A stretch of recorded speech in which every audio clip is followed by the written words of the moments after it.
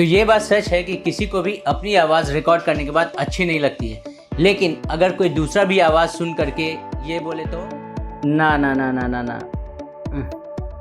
बिल्कुल भी अच्छी नहीं है यार। I got so many comment about this कि आपकी आवाज़ इतनी प्रोफेशनल कैसे लगती है, इतनी अच्छी कैसे रहती है। तो इस वीडियो में आपको सारे जवाब मिलने वाले हैं कि कैसे मैं अपनी आवाज़ को प्रोफेशनली एडिट कर पाता हूँ। और एडिटिंग से भी पहले जो सबसे इम्पॉर्टेंट चीज़ है कि हमें अपनी आवाज़ को रिकॉर्ड कैसे करनी चाहिए, क्योंकि आप जब मार्केट से चिकन खरीद के लाओगे तभी तो आप अलग रेसिपी से चिकन बना पाओगे।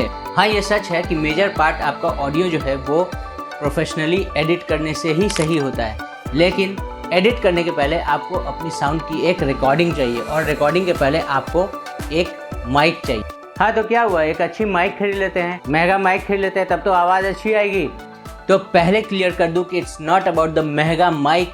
आपको अपने साउंड को सही तरीके से रिकॉर्ड करना है, और रिकॉर्ड करने के लिए आप देख सकते हैं कि मैं अभी बोया का BY-M1 माइक को यूज़ कर रहा हूँ। इस पूरे वीडियो को मैं इसी माइक से शूट करने वाला हूँ और देखते हैं कि इसका आवाज़ कैसा आ रहा है। तो लेट्स द माइक डिसाइड।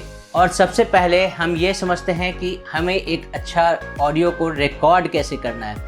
तो सबसे पहले अपनी कुर्सी की पेटी बांध लीजिए, और सबसे पहला काम कि आपके रूम में अगर फ़ैन जल रहा है तो इस फ़ैन को बंद कीजिए, अगर AC जल रहा है तो AC को बंद कीजिए।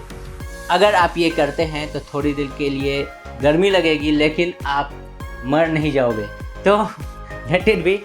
और हाँ, अगर घर में कुछ ऐसे भी लोग हैं जो आपके ऑडियो को रिकॉर्ड नहीं करने दे रहे हैं तो उनके सामने हाथ परो, पैर परो और उन्हें कहो भाई थोड़ी देर के लिए तो चुप हो जा।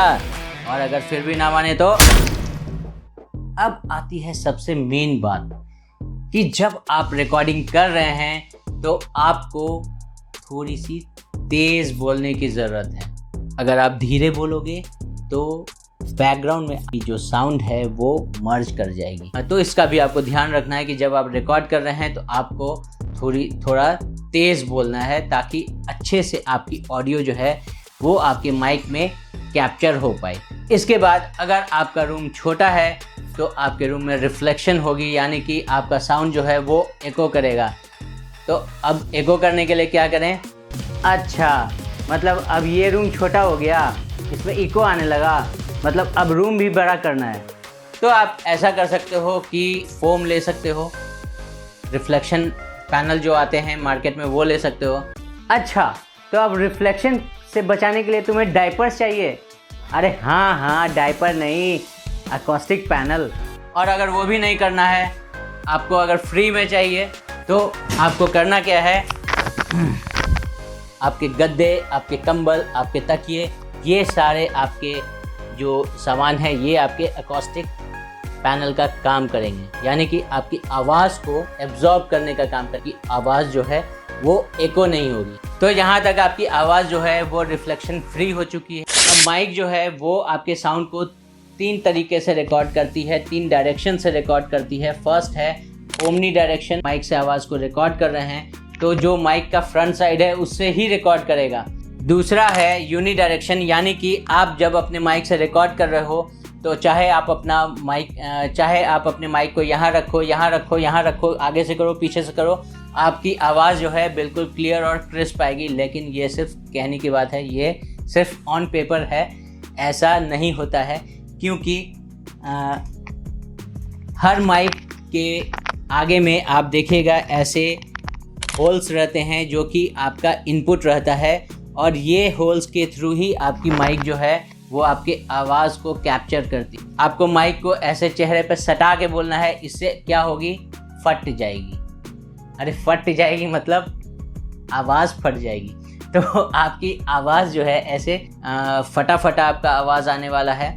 तो इसलिए आपको जब भी माइक से रिकॉर्ड करना है तो कम से कम आपके चेहरे से 6 से 8 इंच की दूरी, इतनी डिस्टेंस में आपकी आवाज़ जो है बिल्कुल भी क्रिस्प एंड क्लियर रिकॉर्ड होगी और आपकी आवाज़ फटेगी नहीं।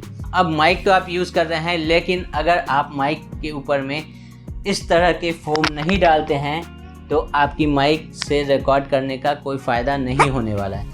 अगर इस टाइप की फोम अगर आप माइक के ऊपर में नहीं रखते हो तो आपकी आवाज़ से फॉ फॉ शॉ शॉ की आवाज़ आएगी, यानी कि एयर जो आपके मुंह से निकलता है वो आपके माइक पर रिफ्लेक्ट होगी। तो ये फोम भी आपको यूज़ करना मस्ट है, इम्पॉर्टेंट है, तो ये भी आप ज़रूर यूज़ कीजिएगा। अगर आपके पास ये नहीं है तो आप किसी रुमाल को ले सकते हैं या अपने सॉक्स को ले सकते हैं, उसको आप एज अ फोम यूज़ कर सकते हैं।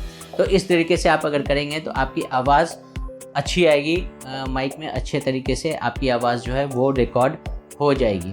तो अभी हमने सारे स्टेप को फॉलो किया है और फॉलो करने के बाद जो है हमारा ऑडियो जो है वो प्रॉपर तरीके से रिकॉर्ड हो गया। लेकिन रिकॉर्ड होने के बाद भी हमें उसे एडिट करने की ज़रूरत होती है और एडिटिंग के बाद ही वो वॉइस जो है प्रॉपर तरीके से आपकी वीडियो को मैच कर पाएगा, यानी कि आपकी आवाज़ जो है अच्छे तरीके से ऑडिबल रहेगी लोगों को। तो रिकॉर्डिंग करने के पहले सबसे पहले हमें एक गैप लेना है, ये बहुत ही इम्पॉर्टेंट है, और गैप लेने के बाद हम अपनी आवाज़ को रिकॉर्ड करेंगे।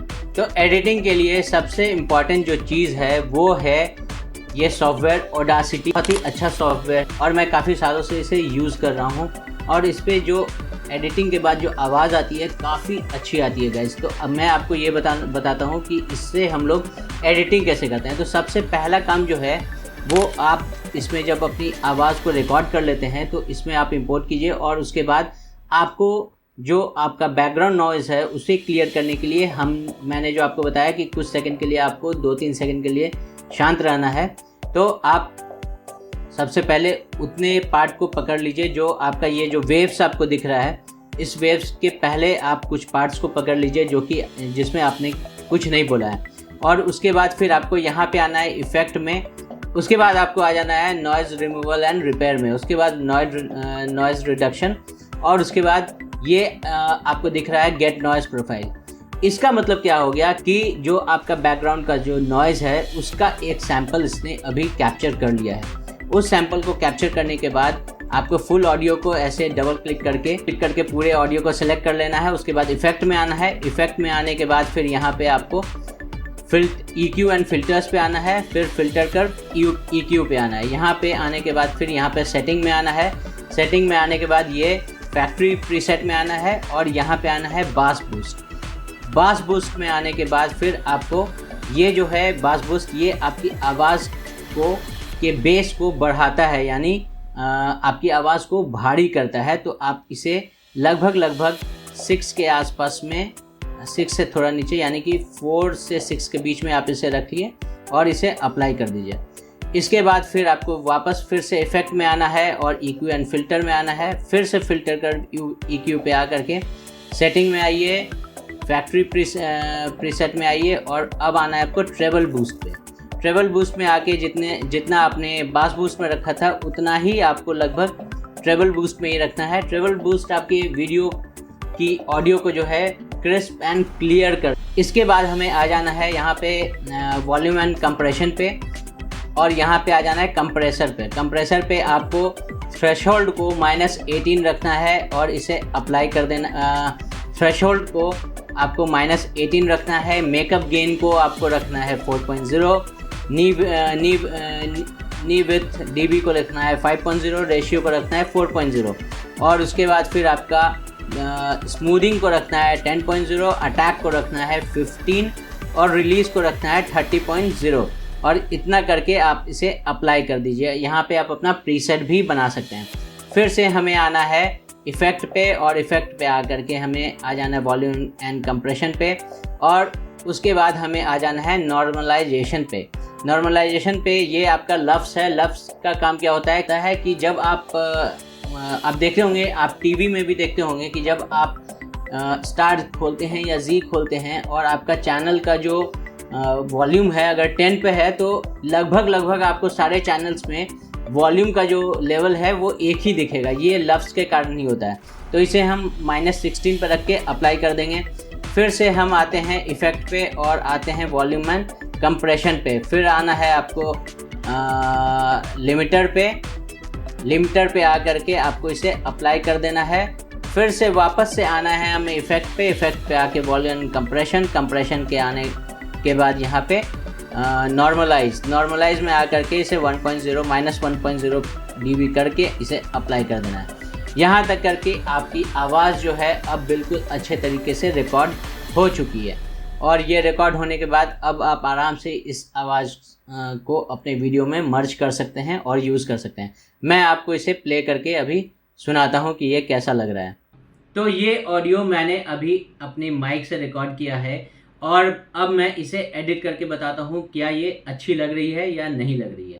तो ये ऑडियो मैंने अभी अपने माइक से रिकॉर्ड किया है और अब मैं इसे एडिट करके बताता हूँ क्या ये अच्छी लग रही है या नहीं लग रही है। तो आपने देखा कितने अच्छे से हम लोगों ने इस ऑडियो को रिकॉर्ड करने के बाद इसे अच्छे से एडिट कर लिया और एडिटिंग के बाद इसका क्वालिटी जो है वो नेक्स्ट लेवल चला गया। यानी कि आपको अब आपके ऑडियो में कोई नहीं कहेगा कि यार क्या ऑडियो है तुम्हारी, क्या बना रहे हो तुम, तुम्हारी वीडियो की आवाज़ जो है वो क्लियर नहीं होती है। जब आप इस तरीके से अपनी आवाज़ को रिकॉर्ड करेंगे और एडिटिंग के बाद अपने वीडियो में यूज़ करेंगे तो सभी लोग आपकी वीडियो को ज़्यादा से ज़्यादा आपकी वीडियो के साथ इंगेज करेंगे, यानी कि आपका वॉच टाइम और व्यूज़ दोनों बढ़ने वाला है।